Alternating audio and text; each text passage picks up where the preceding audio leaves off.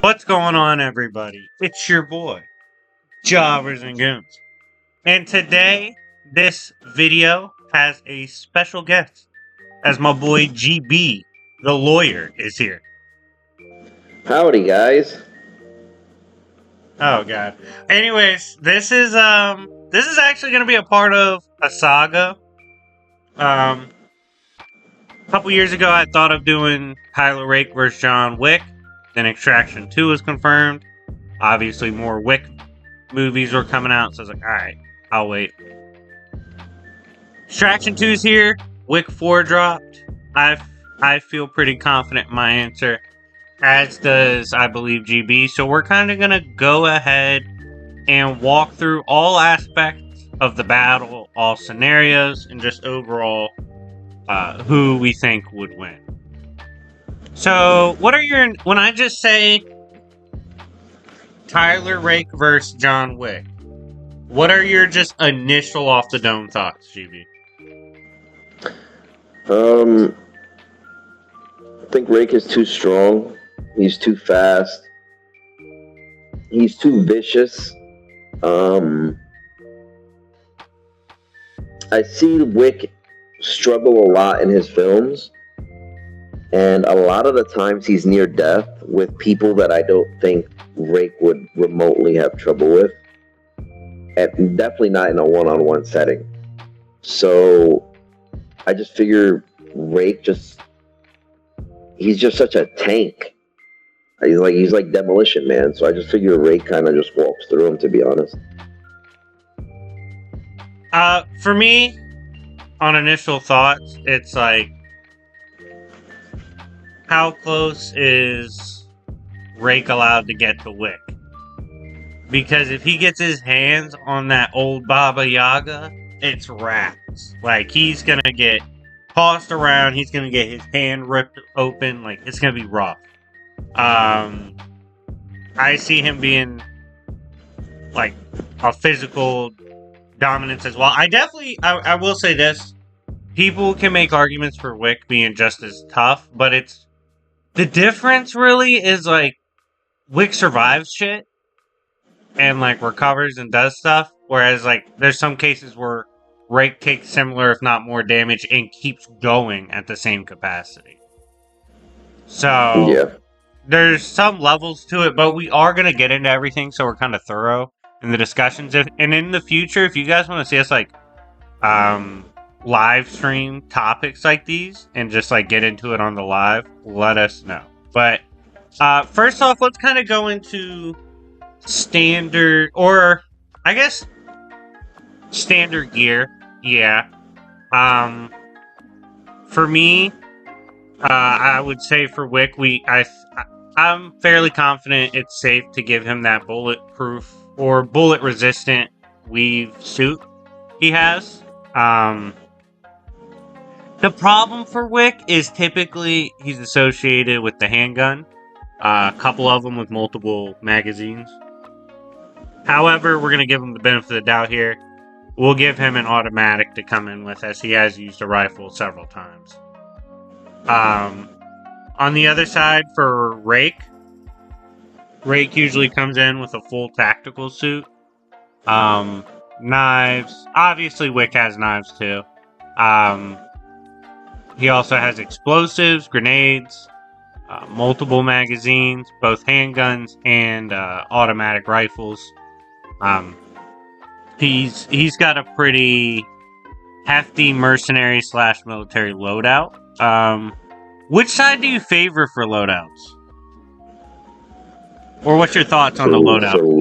For loadouts, like, yeah. So when I say loadout, potentially bring to a fight. Yeah. So to clarify, for everybody, like, when I say loadout, I mean, what do you trust he would likely get caught with in a standard battle?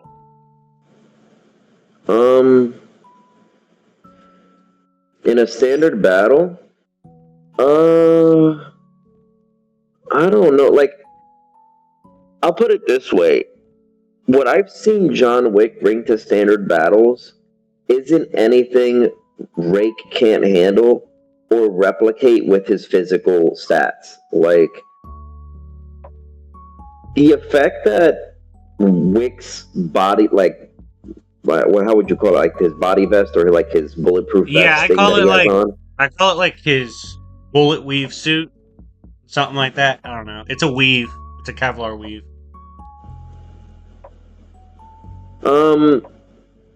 I'd say like if Rake had that, it would be overkill. You know what I'm saying? He already walks through so much with the regular bulletproof stuff that he has on, and all like the armor and the ammunition and all like the stuff. Like Rake has knives on him, multiple pistols, fully automatic rifles he carries on him. Man has grenades. Like Rake is a walking one-man army.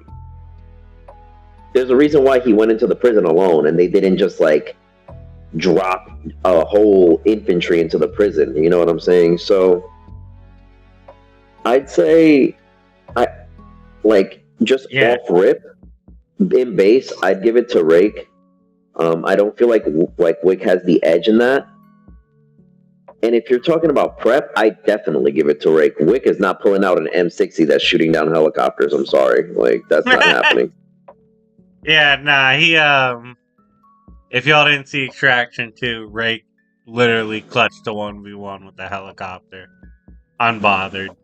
M60 lit that bitch up. Yeah, nah. The M60 comes into play. It's rap skis. I will say this too.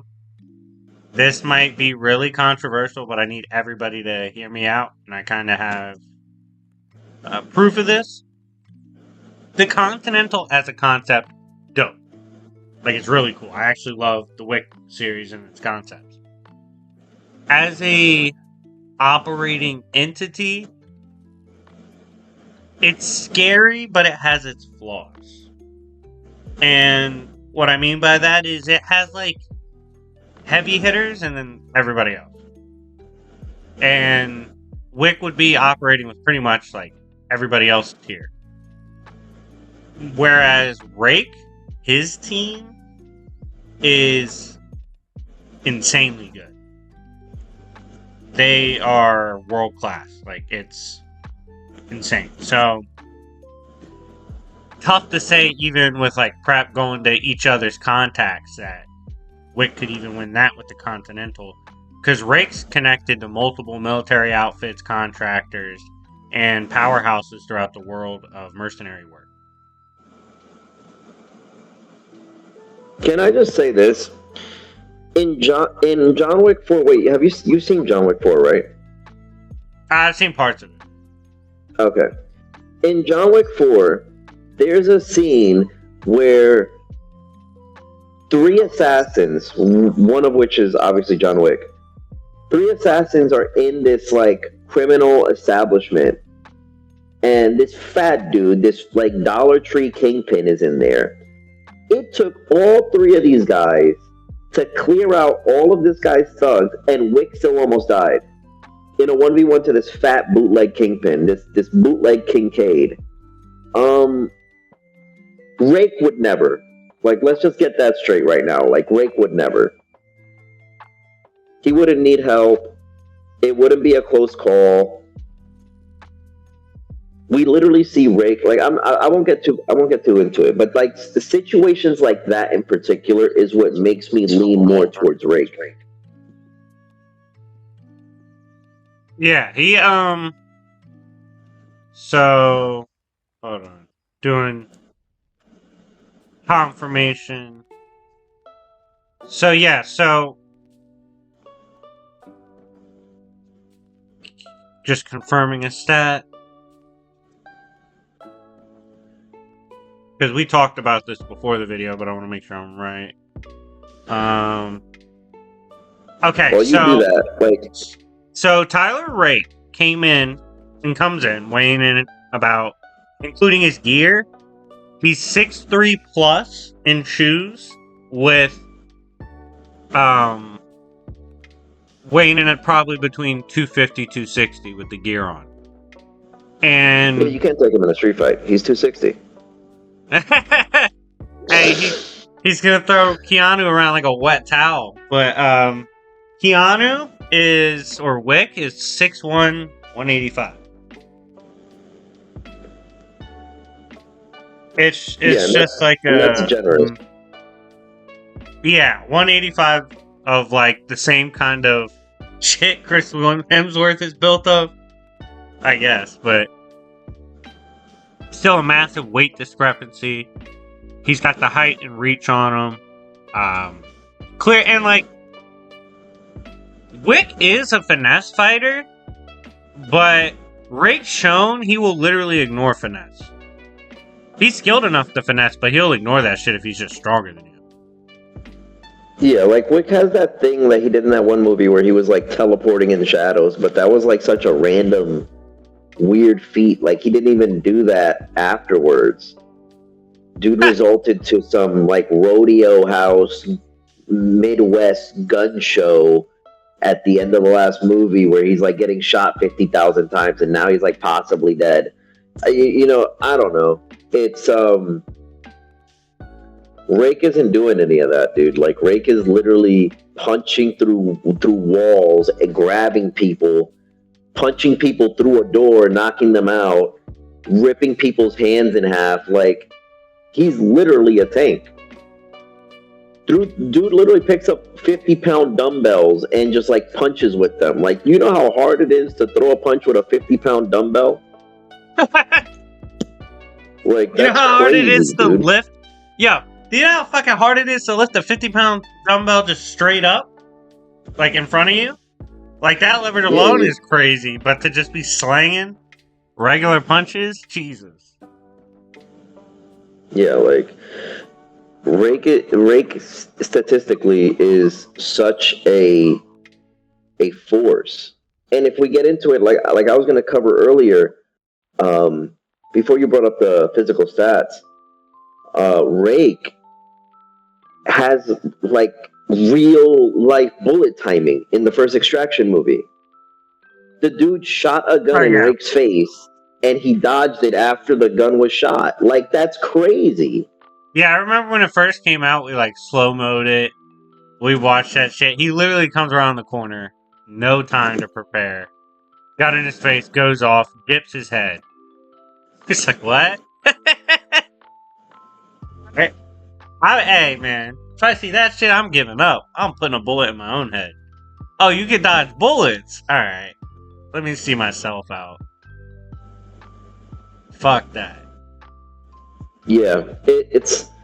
I just don't see it. Like, I hate to be like this, the guy that does this, but you got John Wick literally struggling with a blind dude. And people are gonna be like, "Oh my God, Don!" Like I think it was Donnie Yen. People, are, "Oh my God, Donnie Yen is so raw, though." Like Donnie Yen is raw, cool. He's Donnie Yen. Yeah, okay, I get it. Ip Man, whatever. The dude was blind, and multiple times in the movie, John Wick had the upper hand and just wouldn't kill this guy.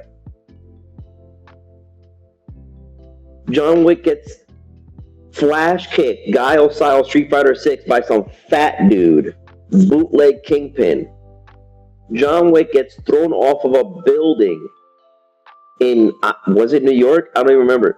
It's thrown off a building, lands in the dumpster, and spends the next movie in the sewers by the train tracks with Morpheus. Like, Rake isn't doing this, bro. Rake came out of literal surgery, pops up with a week's notice, goes into the mission. It was a week's notice, right? It was a very short amount of time. It was a very short amount of time for somebody who could barely walk and was in a wheelchair. Yeah, he was barely functioning. He was like in a depression. He had barely survived. His body was a mess. Like that shit was crazy. Yeah. It was a very short amount of time. He goes into this hostile environment where this gang could rival an entire military. Yeah, they actually essentially run that country, and it was stated in that movie that Rake was essentially going against the entire country and attacking who he was attacking. And like he would have the entire forces against him and all that. He was unbothered. He was like, all right, we'll be quick. Yeah. So he goes in there, gets the job done, and the forces of this guy's military, his I guess you could say his guerrilla unit, are so depleted that he's begging with his nephew to stop chasing this dude. He's literally begging him to stop. This is like, it's like Swatch said, this is a force that equates to a country. They are world-renowned warlords. Like, they've put in real international work, and they've taken over a country. They outright can kill statesmen and have no issue. They rose to power through crime and militaristic takeover. And they got hit so hard by Rake that the survivors went back to them and said, there's like 3 people in the world that could do this. Yeah. They discovered Rake immediately because who the fuck else is doing that? Yeah.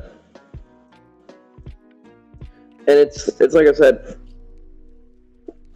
had it not been for the problematic kid in the movie, it would have been a clear, clean-cut mission. The only reason he had to slaughterhouse these dudes is because the kid extended the mission and compromised it by making a phone call. Other than that, he just slaughterhouses that whole entire